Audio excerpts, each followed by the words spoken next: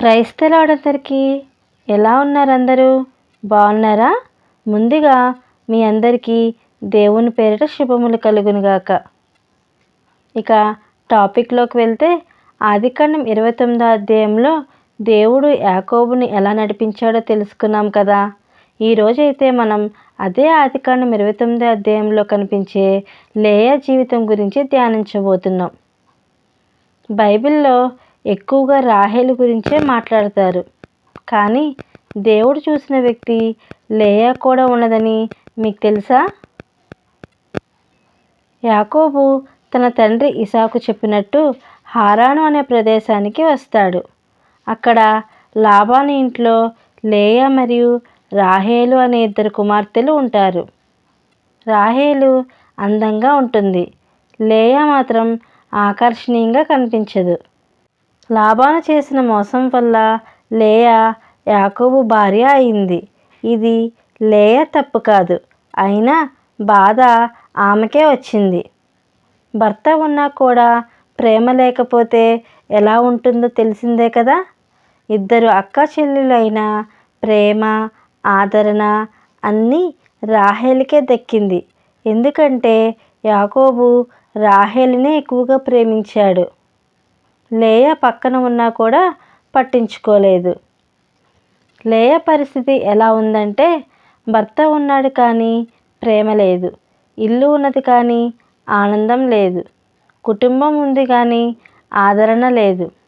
ఇది చాలామందికి పరిచయమైన బాధ. మన జీవితాల్లో కూడా నేను ఉన్నా ఎవరికీ విలువ లేనట్టే అనిపించే సందర్భాలు ఉంటాయి. మనుషులు లేయాను తక్కువగా చూశారు, కానీ దేవుడు లేయాను చూశాడు. ప్రేమ లేని లేయాకు దేవుడు సంతానం ఆశీర్వాదం ఇస్తాడు. 4 పిల్లలను కన్నది. ఆమె పిల్లలకు పేర్లు పెట్టేటప్పుడు ఆమె హృదయం బయటపడుతుంది. ఇప్పుడు నా భర్త నన్ను ప్రేమిస్తాడు, ఇప్పుడు అతడు నా దగ్గరికి వస్తాడు అని. అంటే ఆమె ప్రతి బిడ్డ ద్వారా ప్రేమ కోసం ఎదురు చూస్తుంది. ఆ 4 కుమారులు ఎవరెవరో తెలుసుకుందాం. మొదటిది రూబేను, రెండవ కుమారుడు షీమోను, మూడవ కుమారుడు లేవి, నాలుగవ కుమారుడు యూదా. రూబేను అనగా నా బాధను చూశాడు అని అర్థం. షిమ్యోను అనగా నా బాధను విన్నాడు అని అర్థం. లేవి అనగా కలిసిపోవడం అని అర్థం. యూదా అనగా స్తుతి అని అర్థం. ఆమె సమాధానపరచడానికి, ఆశ నింపడానికి, సామాజిక గౌరవం, భారీగా హక్కు, తల్లి స్థానంగా ఉంచటానికి మొదటి కుమారుణ్ణి ఇచ్చాడు. ఆ మొదటి కుమారుడే రూబేను. రూబేను తర్వాత కూడా లేయా యాకోబుకు నిర్లక్ష్యంగానే ఉంది. ఎందుకంటే యాకోబు మనసు రాహేలు మీద ఉంది కనుక. లేయా అనుకుంది, యాకోబుకి నా పట్ల నిర్లక్ష్యం ఉంది అని. దేవుడు విని మరొక కుమారుని ఇచ్చాడు. అతని పేరు షిమ్యోను. షిమ్యోను తర్వాత కూడా లేయా హృదయ వేదన. నా భర్త నాకు దగ్గర అవుతాడు అన్న ఆశతో ఉంది. అంటే దేవుడు ఆశీర్వదిస్తున్న లేయా హృదయం ఇంకా మనుషుల ప్రేమ కోసం తపిస్తుంది. మూడవ కుమారుణ్ణి ఇచ్చాడు.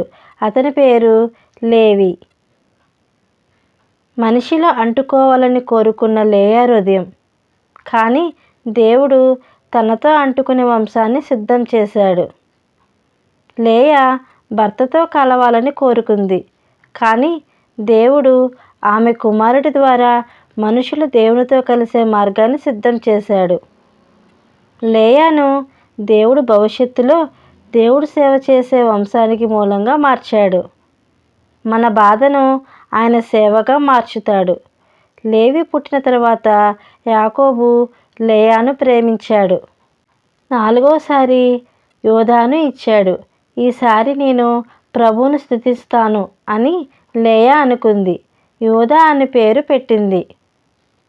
ఇంకా లేయా మనుషుల ప్రేమ కోసం ఎదురు చూడటం మానింది. పరిస్థితులు మారినా మారకపోయినా దేవునిని స్తుతించడానికి నిర్ణయం తీసుకుంది. ఇది పరిపక్వ విశ్వాసం.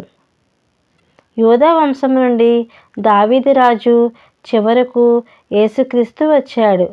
లేయా స్థుతించిన చోట నుంచే రక్షణ ప్రణాళిక ముందుకు వచ్చింది. మన బాధ నుండి వచ్చిన స్థుతి దేవుని కార్యాలకు మార్గం. లేయాలా మీరు నిర్లక్ష్యంగా అనిపించిన దేవుని దృష్టి ఎప్పుడూ మీ మీదే ఉంటుంది.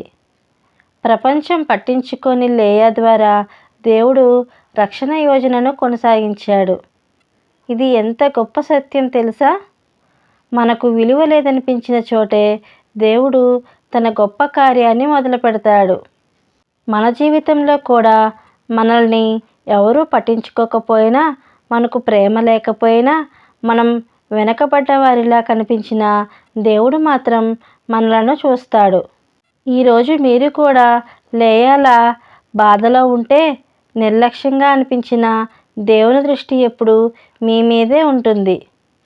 ఈరోజు దేవుడు చెబుతున్న మాట ఇదే. మనుషులు చూడకపోయినా నేను నిన్ను చూస్తున్నాను అని అంటున్నాడు దేవుడు. సో ఇది ఫ్రెండ్స్, మీకు ఎలా అనిపించింది? మీ గనుక ఆత్మీయంగా అనిపించినట్లయితే మీరిచ్చే లైక్, కామెంట్, షేర్ ద్వారా నన్ను ఎంతో సపోర్ట్ చేసిన వారు అవుతారు. Thank you friends. మరొక టాపిక్లో కలుసుకుందాం.